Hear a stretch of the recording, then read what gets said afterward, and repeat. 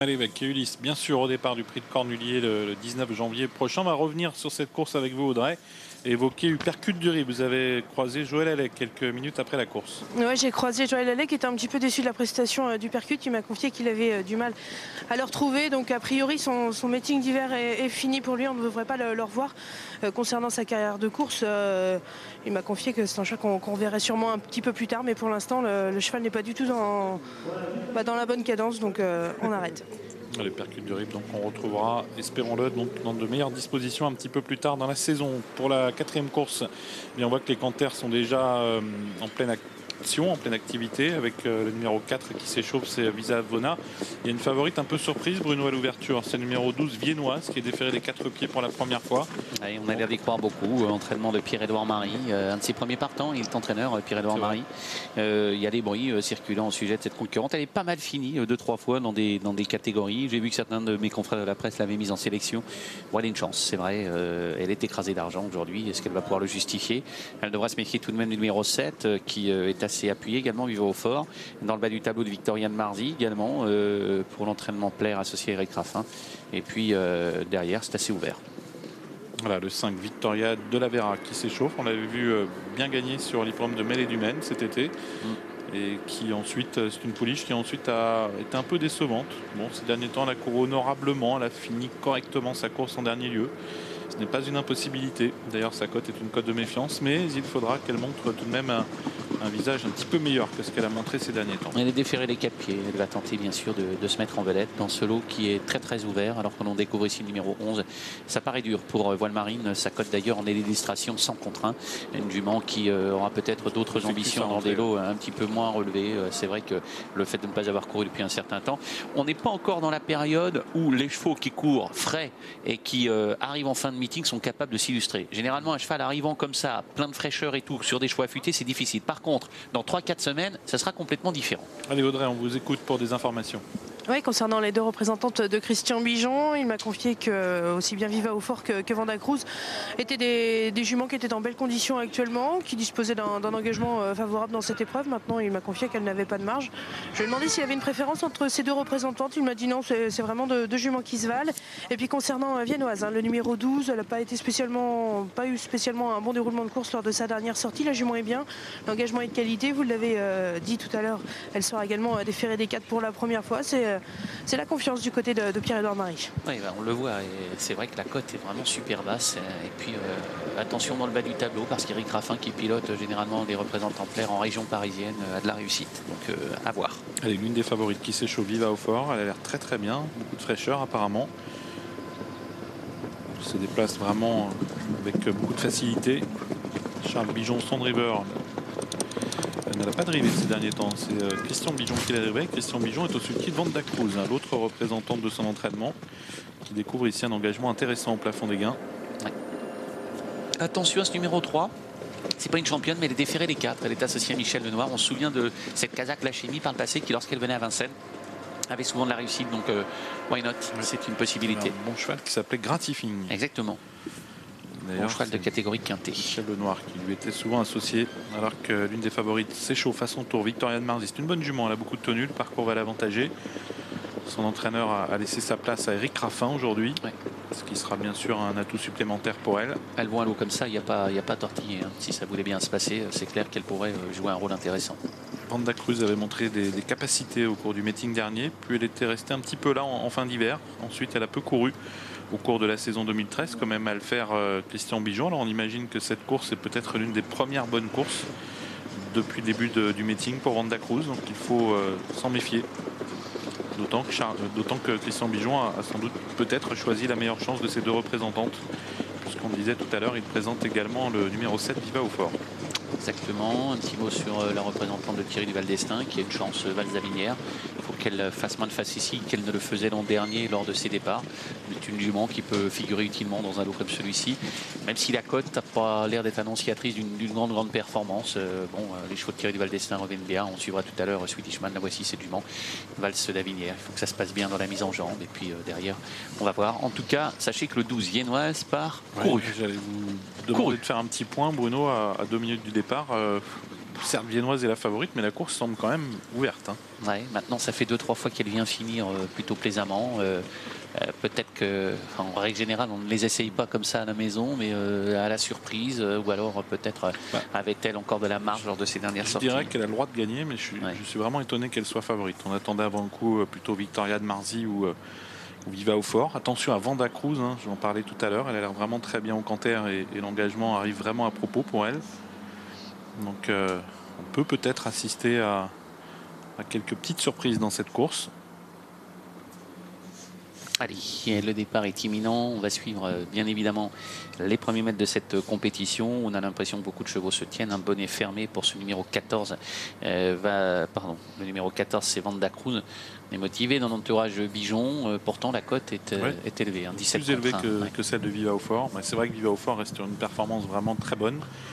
Ce qui explique sans doute que les parieurs aient été plutôt attirés par la candidature de celle-ci. Mais attention, hein, Vanda Cruz est une pouliche qui a un peu de moyens. Alors le bonnet fermé sans doute parce que c'est une jument qui parfois donnait l'impression de manquer un petit peu de volonté. Allez, on va être fixé cette fois-ci. Valentina Giel qui va partir en dedans avec l'aide de Jos Verbeek sous les ordres.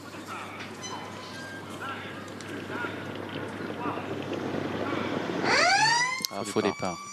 Faux départ, on était parti vite en dehors avec le 7. Est-ce que c'est elle qui est à l'origine de cette mise en jambe un peu rapide? Valentina Giel avait assuré son départ. On va regarder comment les choses se passent. Peut-être pas mal, hein, sans enraînement, ce numéro 3 d'FD4. Bon, fait partie des possibilités, certainement.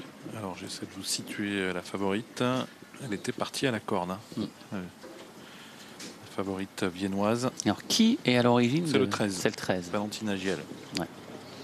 Et c'est pour ça que Jos Verbeek a dû reprendre tout de suite et puis après revenir.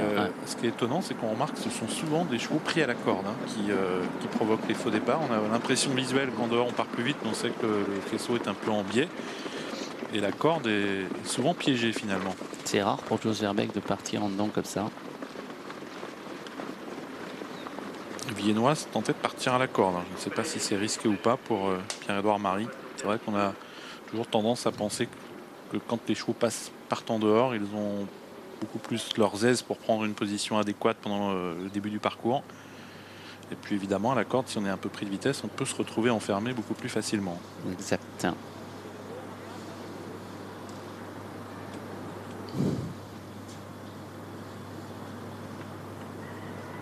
Alors on est descendu de Sulky avec le partenaire du numéro 6 qui est vite remonté. Il s'agit de Venise du Mi. Une jument qui est en forme, elle a une cote très élevée, pourtant elle vient de terminer finalement pas si loin que Stade Viva au Fort, qui fait partie des favorites.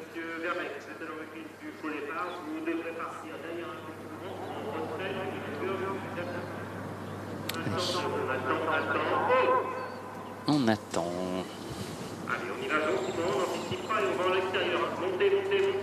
Sous les ordres. Au départ, on n'était même pas dans les airs. Bon, eh bien, Valentina Giel était bien partie derrière un dos. On avait l'écurie Harel qui était pratiquement pas parti. Et tout le monde va venir se replacer. Il faut dire dans ces catégories-là, Sébastien, les choses tiennent de tellement près que quelques mètres perdus dans la mise en jambe peuvent être difficiles après à gérer dans le parcours. Regardez, Viennoise était quand même mieux placée cette fois-ci. Hein. Pierre-Édouard Marie s'était positionné plutôt en dehors. Il y a Viva au Fort hein, qu'on a vu également à l'extérieur. Voilà, c'est une gêne, un gêne entre le 9 Venise Keno et le 11 Voile Marine.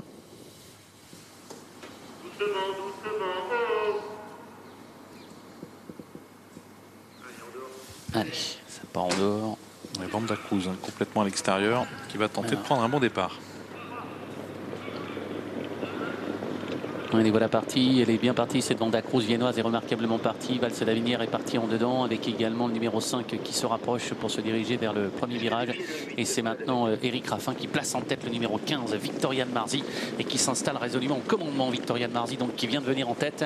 Et voilà une Bijon qui progresse en dehors, c'est Vanda Cruz pour se diriger vers le premier virage. Viennoise a un bon dos et le 7 a fait mouvement, Viva au Fort et se positionne désormais alors que les chevaux vont bientôt se diriger vers les tribunes. Il n'y a pas de changement véritable, une faute de Valentin Attila Giel, alors qu'à l'extérieur, on tente de quitter les derniers rangs, notamment avec le numéro 10, Valse d'Avinière. Alors que le 8, Vivella, a été disqualifié en début de parcours, et on retrouve les deux représentantes de Christian Bijon à l'avant du peloton, avec Viva au fort à la corde et Vanda Cruz qui est à ses côtés. Puis on se rapproche maintenant très vite avec le 4, Visa Zona, puis un wagon de 3 qui se forme à l'extérieur avec le 6, Venise du Milly qui vient, puis également Valse d'Avinière qui va tenter de profiter de cette progression pour se rapprocher également. Mais elle est le nez au vent et du coup ça va peut-être pas être très simple. Viennoise est sur un 4-5e rideau et les concurrents sont dans la descente avec toujours en tête les mêmes, avec une accélération de Venise du Milly qui vient très très vite pour tenter de prendre le meilleur au 14 Vanda Cruz. Je peux dire qu'on avance à cet instant du parcours et c'est difficile pour certaines concurrentes. Thierry Duval d'Estaing aimerait bien se rabattre, ce qu'il ne peut pas faire pour le moment.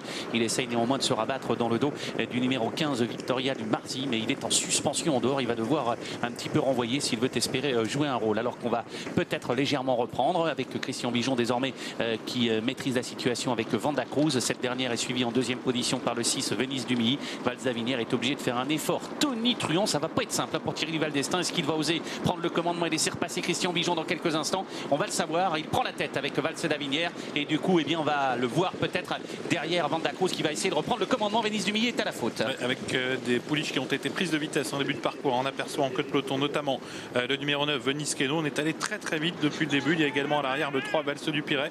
On a un petit peu réduit l'allure maintenant sous l'impulsion de Valse d'Avinière. On en profite avec certaines pouliches qui reprennent un petit peu de ressources. C'est le cas de Victoria de Marzi qui semble avoir du gaz sur une troisième ligne. Et puis on tente de quitter l'arrière-garde avec le 9 Venise Keno. Et Visavona fait un drôle d'effort. Il est venu aux côtés de Thierry Duval d'Estaing qui n'a pas voulu laisser passer. Visavona, Valse d'Avinière a fait beaucoup d'efforts. Valse d'Avinière dans leur dos tout près. Il y a le 7 Viva au fort qui a un parcours préservé. Viennoise et elle patiente dans le dos également du numéro 15 Victoria de Marzi qui a beaucoup de ressources alors qu'on va se diriger vers l'intersection des pistes. On ne va pas maintenir un tel rythme. Ça va beaucoup trop vite. Thierry Duval d'Estaing va avoir beaucoup de mal parce qu'il a fait beaucoup d'efforts pour le moment. Il y a une attaque en dehors, celle de Venise Keno, le numéro 9. Toujours Valse d'Avinière sollicité. Venise Keno qui vient. Attention à Valse du Piret qui va tenter de revenir. Elle en peut plus Valse d'Avinière alors qu'on essaye de revenir facilement avec Valse du Piret qui a pris le dos maintenant du numéro 9 Venise Keno alors que Viennoise est un petit peu dans la boîte. Elle tente de se décaler notamment et maintenant à l'extérieur le numéro 3 Valse du Piret est en train de venir sur ce numéro 9 Venise Keno qui a tenté de prendre une option sur la victoire. Sortie bientôt du tournant avec le 9 Venise Keno qui a nettement l'avantage, mais attention car derrière elle Valse du Piret semble avoir des ressources et puis à distance Viva au fort qui est aux prises avec Viennoise la favorite qui tente de refaire du terrain, Victoria Della Vera également qui tente de revenir avec Venise Keno qui lutte toujours avec Valse du Piret qui lui porte son attaque maintenant. Valse du Piret qui prend l'avantage mais Venise Keno qui repart à la corde. Venise Keno qui repart devant Valse du Piret. Venise Keno devant Valse du Piret. Venise Keno qui l'emporte. Valse du Piret deuxième. Viva au fort troisième et quatrième place pour le 15 Victoria de Marzi. 9, 3, 7, 15 et 12 pour l'arrivée de cette compétition sur l'hippodrome de Vincennes. Venise Keno et Franck Blandin ravis du tour qu'il vient de jouer à ses adversaires. La cote était énorme. Valse du Piret, on savait cette écurie dangereuse lorsqu'elle déférait les 4. Et la troisième place pour le numéro 7 devant le 15 Victoria de Marzi. Voilà alors une arrivée surprise. Les favorites sont battues. C'est un gros outsider qui remporte ce prix de Talence, Venise Keno. C'est le moins qu'on puisse dire. On se retrouve Bruno et Sébastien tout à l'heure pour la 5e. Ce sera le Quintet. Vous l'avez remarqué, il y a beaucoup de grands rendez-vous cet après-midi, que ce soit à Vincennes ou à Cagnes-sur-Mer. Nous n'avons pas forcément le temps de débriefer comme nous le voulons. Ce sera fait tout à l'heure, juste après le multiplex dans l'émission l'after course avec les experts. Et puis vous pourrez également, vous pouvez réagir. Je vous rappelle en laissant un message. On vous rappelle, vous laissez vos coordonnées sur le répondeur. On vous rappelle en cours d'émission. Et vous pouvez également laisser vos réactions sur equidia.fr. On vous attend sur Equidia, bien sûr. Allez, direction Cagnes-sur-Mer pour le prix André Masséna. C'est la grande course de haie des 4 ans sur la Côte d'Azur.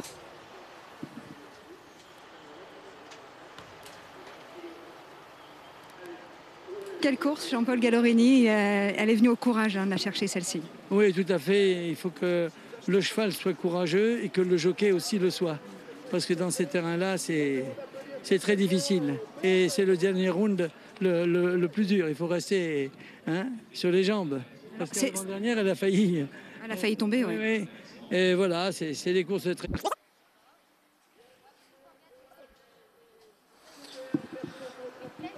Bon, Bon, un petit souci. On va donc s'intéresser à notre suite du programme, la 4e épreuve. C'est le prix André Masséna, la grande course des 4 ans qui nous attend donc après cette grande course de haie qui a vu la 2e victoire consécutive de 4 moves il y a quelques instants pour Jean-Paul Gallorini avec Jonathan Nattier. Voici les partants. Ils sont donc 9 au départ de cette compétition avec Silver Axe et René Yann notamment qui seront dans le haut du tableau, qui font partie des poulains qui vont affronter les pouliches dans cette compétition. Les pouliches qui sont au nombre de 4 avec Solarizza, Malin Glass, North Invasion et Laya City. Notez également que le 5 All Right Valny a été supplémenté par Thierry Sivel pour que son poulain associé aujourd'hui à Régis Midlin puisse participer à cette compétition. Vous découvrez un premier concurrent ici, c'est le numéro 6 Solarizza qui est tout simplement vaincu en 2 tentatives et qui est ici à 5,70, la 2e favorite de la course. Elle a débuté gagnée sur l'hippodrome de Cagnes-sur-Mer dans le toujours très prisé prix des Citronniers qui est le pendant féminin du prix du Vercors, et elle a confirmé ensuite dans le prix de Cambridge qui est une des préparatoires qui mène ensuite vers ce prix André Masséna. Yannick Foin pour l'entraînement de Guy Paruyant, une fille de Gentlewave qui est associée à Morgane Regaraz. Voilà North Invasion, le numéro 8 pour l'écurie des Mouettes, pour qui travaille Christian Scandella, avec qui il a d'ailleurs remporté le prix du Vercors cette année grâce à Paco. Et on va regarder North Invasion lors de son saut de la d'essai. C'est une pouliche qui vient d'ouvrir son palmarès en obstacle dans le prix de la Bretagne sur 3300 mètres. Elle le faisait avec une certaine autorité en s'imposant de cette longueur, mais aujourd'hui l'opposition est plus relevée. On va voir si ses limites ne sont pas encore atteintes avec l'aide d'Ervan Chazelle. Solarizza, on en parlait, on regarde une nouvelle fois cette haie d'essai avec René Yann, North Invasion et en léger retrait le numéro 9, donc Laya City pour l'entraînement de Serge Fouché et la montre de Raymond Lee O'Brien. Le numéro 4, The Brock Again.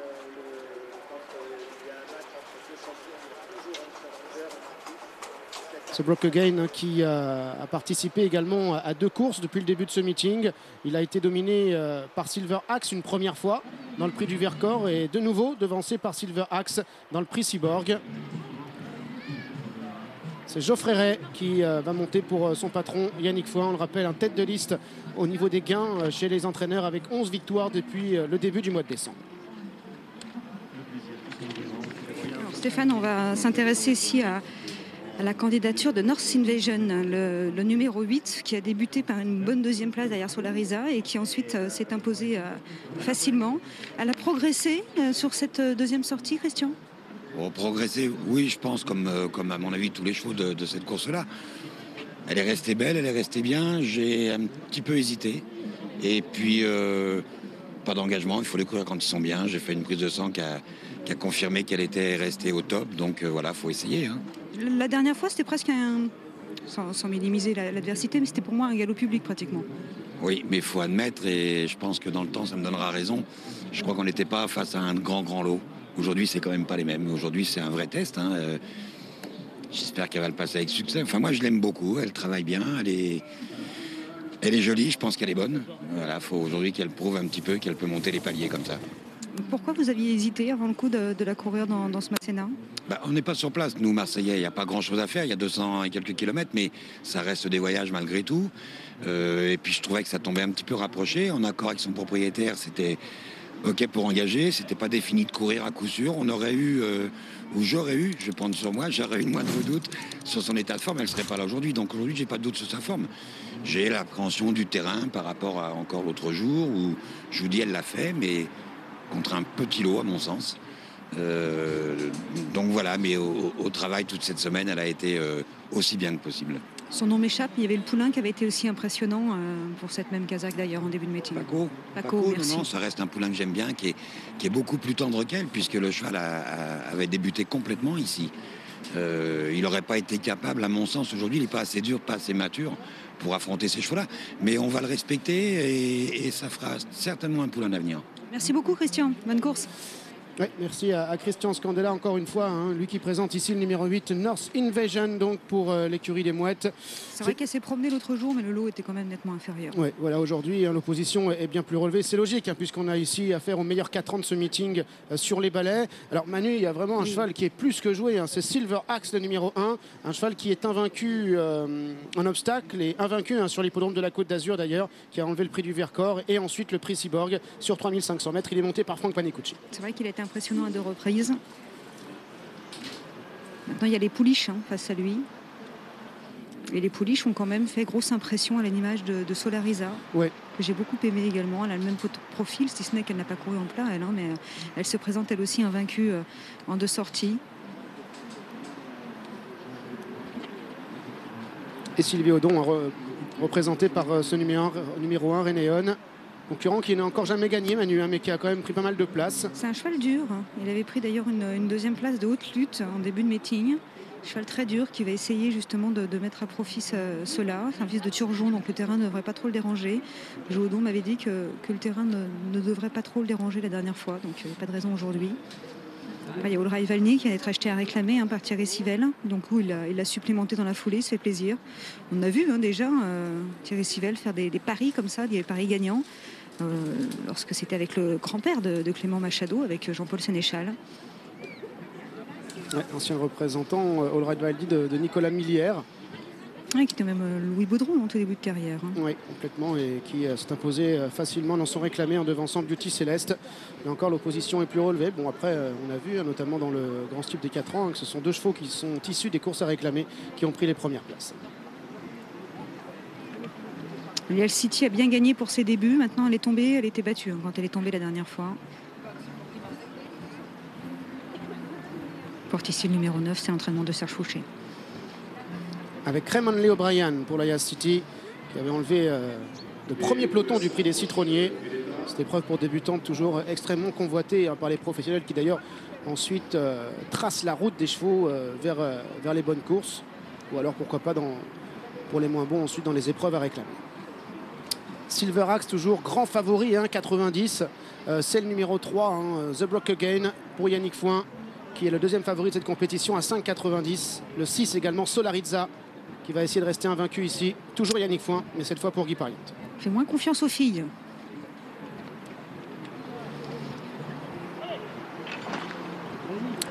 Et ils sont partis pour le prix André Masséna, la grande course de des 4 ans, 3500 mètres à parcourir avec un très bon départ du numéro 3, The Brock Again. Bien parti également le 2 Renéon qui est en 2e position. Alors que le grand favori, la Silver Axe, est pour l'instant placé en 3e position par Franck Panicucci. Alors que North Invasion, le 8, l'une des pouliches de la course, vient pour l'instant à la corde. Et rien qu'en sautant ici, vient de prendre le meilleur. North Invasion donc qui a l'avantage, le 8 avec Ervan Chazel à son extérieur. On retrouve toujours le numéro 3, The Brock Again. Entre les deux, il y a toujours le gris. Il s'agit de Renéon avec en 4e position le numéro 7, Malin Glass. On retrouve également le 4, Sirius du Lemo, d'une casaque jaune à étoile bleue, qui est en 4 ou 5e position, alors que le 6, Solarizza, galope toujours à l'extérieur. Autre pouliche invaincu au départ de ce prix, André Masséna. À l'arrière, le 9, Lias City, avec le 5, Ulrich Valny, qui vient de changer d'entourage après sa victoire dans une épreuve à réclamer. Abordant le temps de la cantine avec 3 concurrents qui sont désormais de front, de la corde vers l'extérieur. Le 8, North Invasion, Renéon est en pleine piste et complètement en dehors. Le numéro 3, The Brock Again, veillant en gras en 4e position, c'est le 4, Sirius du Lemo, avec côté corde, l'As Silver Axe à l'extérieur, le 6 Solarizza qui est suivi encore par le 5 Ulrich Valny, Kazakh Machado en jaune et violet, et toujours le numéro 9 Lias City qui ferme la marche. La sortie du tournant de la cantine pour aborder la ligne droite des tribunes. L'allure qui est modérée bien sûr dans ce terrain extrêmement compliqué, extrêmement difficile pour ces jeunes éléments, avec toujours le 8 North Invasion, Kazakh gros bleu toque jaune, qui vient toujours à la corde et compte maintenant plusieurs longueurs d'avance sur le peloton, qui est emmené maintenant par Silver Axe qui s'est rapproché, laissant désormais à une longueur au moins le 4 Sirius du Lemo ainsi que Renéon, alors que le 7 Malin Glass se rapproche à la corde et que le 3 The Brock Again galope à l'extérieur. Le 9 Lias City est en position d'attente avec le numéro 5 Ulrich Valny. Longue portion plate, hein, puisqu'on a enlevé l'AE Mobile aujourd'hui. Longue portion plate, toujours menée par ce numéro 8, North Invasion, devant Silver Axe. Le peloton est assez groupé derrière, avec le 3, The Brock Again, avec Renéon également, le numéro 2, ou encore le 4, Sirius du Lemo. Côté corde, c'est le 7, Malin Glass, devant le numéro 5, Ulrich Valny, ainsi que le numéro 6, Solarizza. Tournant du loup. North Invasion de longueur maintenant devant Silver Axe. En troisième position, on retrouve toujours les mêmes, notamment The Broke Again, encore Renéon. Cinquième position à la corde pour le 4 Sirius du Lemo avec le 7 Malin Glass. À l'arrière, toujours le 9 Laya City. All Right Vanier également est en retrait avec Solariza. La sortie du tournant abordant maintenant la ligne d'en face avec toujours le numéro 8 North Invasion qui a les commandes, comptant maintenant une longueur et demie d'avance sur la Silver Axe. Le peloton qui reste pour l'instant côté corde. Seul Renéon se décale un peu avec The Broke Again. À l'arrière le 9 Laya City. À l'arrière également le numéro 5 All Right Vanier. Renéon est rappelé à l'ordre par son jockey à l'instant.